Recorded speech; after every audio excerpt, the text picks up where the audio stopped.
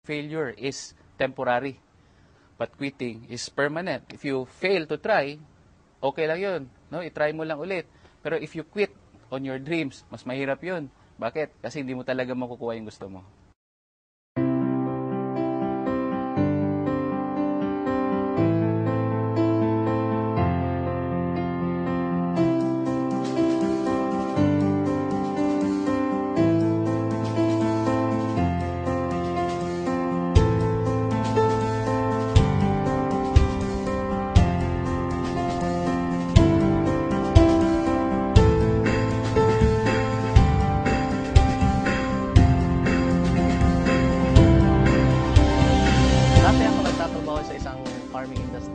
Job description ko talaga is tigasagot ng telephone, tig-dispatch sa mga biyahe sa truck, tig-kolekta og kwarta nila, tig-ihap og kwarta nila, tig-deposito og kwarta nila, tig-buhat og payroll, tig-check up sa mga logistics in and out.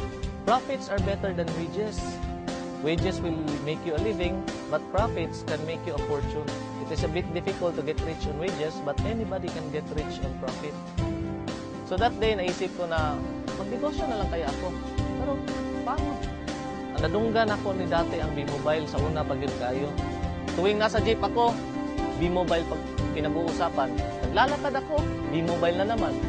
Tuwing nasa ibang office, B-Mobile. I used to be a regular employee for a US-based company.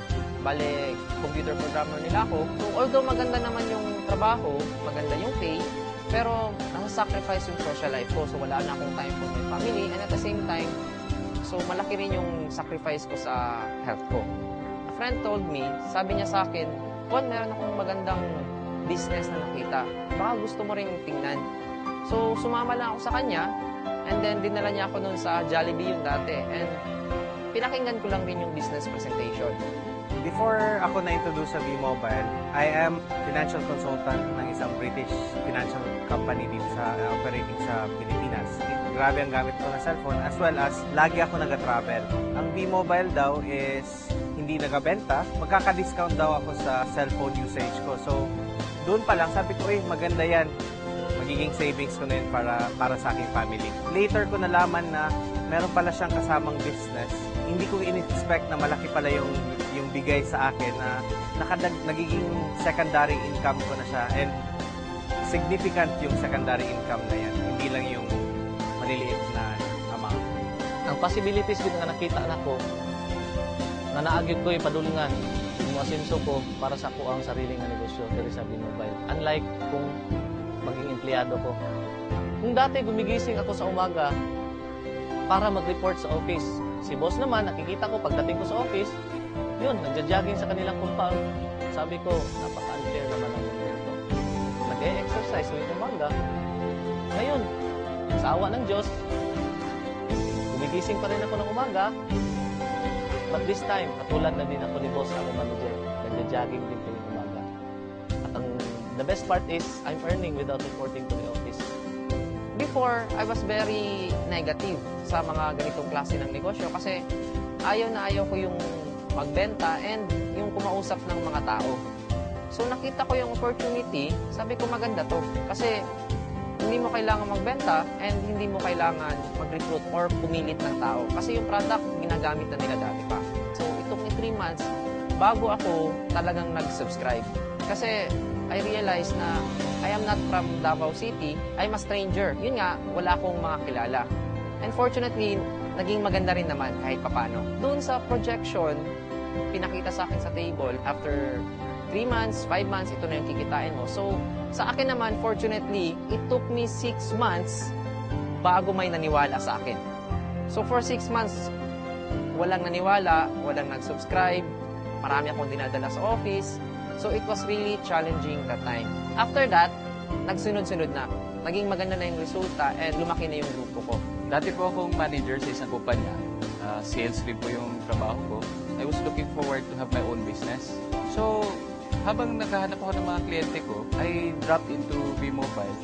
Eh, nagulat ako sa resulta niya kasi in a span of 8 months time, kumita siya ng mga 7 million pesos. So for me, sabi ko, okay kumita ka ng 7 million, ang liit ng kapital mo, bakit hindi ko subukan? Pero one thing was holding me back kasi ayoko sa mga ganitong business before eh. Naisip ko, pag ganito, kailangan mo magbenta, kailangan mo mamili ng tao, kailangan mo mag-recruit. So, medyo naging hesitant ako. Buti na lang, yung sinabi niya sa akin na hindi mo kailangan magbenta ng load, hindi mo kailangan mag-recruit ng tao, pero kikita ka ng malaki. The very reason why I kept on going despite the challenges is because unang-una, when I saw B-Mobile, I saw na malaki yung potential niya, na kumita ka, yes. And pangalawa, naisip ko, marami akong pwedeng matulungan sa negosyo na to. So, unang-una, pwede kong tulungan yung sarili ko, pwede kong tulungan yung family ko, pwede kong tulungan yung mga friends ko na medyo less fortunate. So, sabi ko kasi, with a very little capital, pwede na silang magkaroon ng sarili nilang negosyo. Yung mga kaibigan ko, yun pa yung humihindi. Yung mga kamag-anak ko, tinatawanan pa nila yung ginagawa ko kasi parang isip nila, parang baduy, no? Pero sabi ko, kahit anong tawa nila sa akin, kahit hindi sila naniniwala sa akin, okay naman. Kasi alam ko yung rason ko bakit ko gusto mag-B-Mobile. Rason ko is gusto kong magbago yung buhay ko kasi alam ko yung buhay ng mahirap eh. May nangyari sa family namin, naubos lahat yung business, naibago yung bahay. And those were the things that were painful sa buhay ko dati.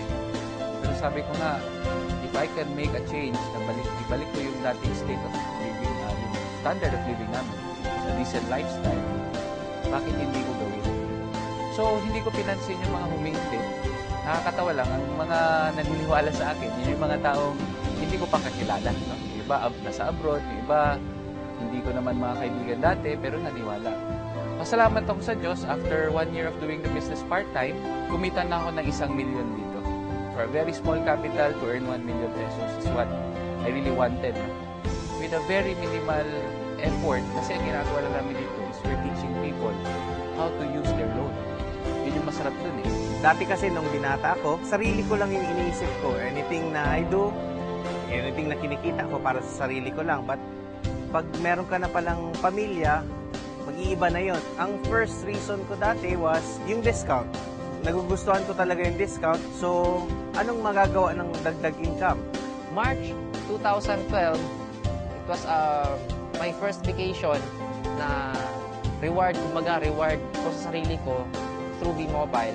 3 days, nagbakasyon kami ng barkada ko sa Boracay, and after 3 days, kumita naman ako ng 36,000. So, hindi na masama.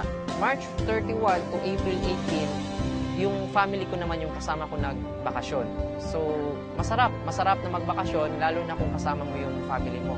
Ang mas masarap pa nito, pag uwi ko sa bahay, after 18 days na nag-road trip kami sa buong Pilipinas, meron akong at least 50,000 worth na cheque. So, I was very happy and my mother was very happy.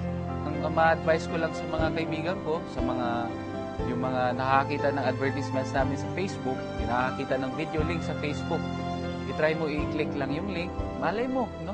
Maging katulad ka sa akin. I really didn't expect this change in my life.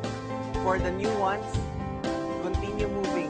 Huwag kayong mag-quit kasi sa lahat ng mahirap, itong B-Mobile ang pinakamadali. As long as you keep on doing the business, as long as ginagawa nyo siya, may magbabago at magbabago sa buhay ninyo. Imposibleng wala. Salamat, B-Mobile. Unti-unti mong inikot ang buhay ko. Paitaas. Thank you po. Maraming salamat sa B-Mobile, no? Maraming salamat din po sa lahat ng mga taong naniwala sa akin.